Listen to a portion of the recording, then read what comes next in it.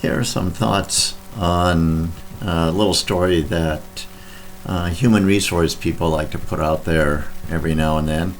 I encountered it some time ago and it got me to thinking, so I wrote down my thoughts and I'm going to run them past the screen here in print form so you can do a screenshot if you want. I'm pretty primitive at this, but we'll see how it works. So here goes.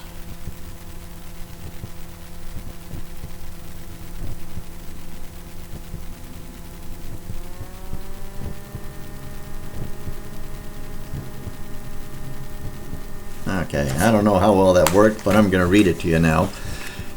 Would you work 2% harder for 10% more pay? The story goes that the owner of a business asked a job applicant if he would work 2% harder to receive 10% more pay. Well, logically thinking, the job applicant would agree. He'd be a fool to turn this offer down, and I would agree with that. It's a very good deal. So he says, most certainly. The business owner, however, sends him away without another word.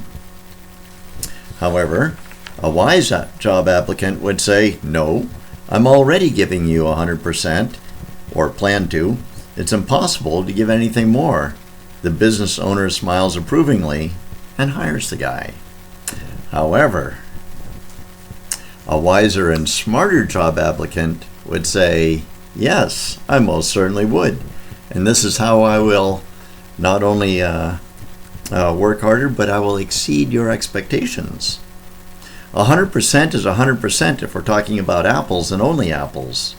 But employment is more than one metric of measurement. It includes hours, productivity, quality, effort, ingenuity, dedication, dependability, and so forth on my part, and on your part, benefits and perks, and so on.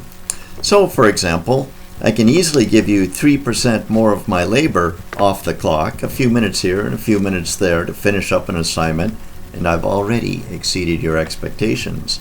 Not only that, but I've also shown you that my recompense doesn't have to be monetary. Benefits and perks are also acceptable.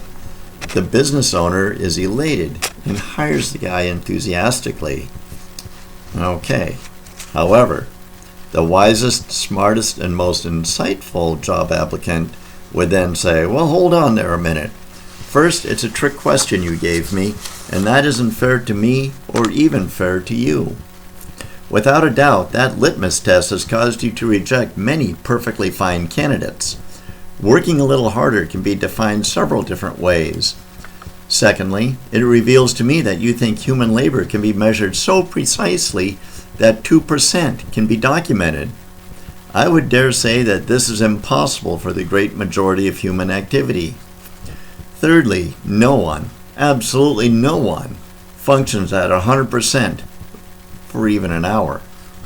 The only way we can make it look like we're giving it 100% is if we're willing to grade performance on a curve and allow for distractions and fatigue. This is where things get very subjective, especially when comparing one person against another.